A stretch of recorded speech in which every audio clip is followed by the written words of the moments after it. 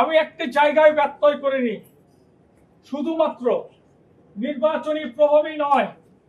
আবারও দেখেন, আপনাদেরকে একটি জানাই, নির্বাচন কমিশন কতটুকু প্রভাবিত। যখন প্রথম ব্যালটটি কাউন্ট হয়, সেখানে টিক চিহ্ন দেওয়ার প্রবিধান রয়েছে। সকল ক্লাবের এজেন্টরা উপস্থিত ছিলেন।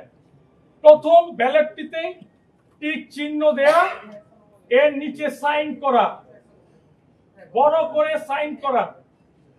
আমি বলেছি শুধুমাত্র টিক চিহ্ন দেওয়ার প্রবিধান হয়েছে, যেহেতু এটা সাইন করা, এই ব্যালট বাদ দিতে হবে। এটা কিন্তু আপনারা সবাই জানেন।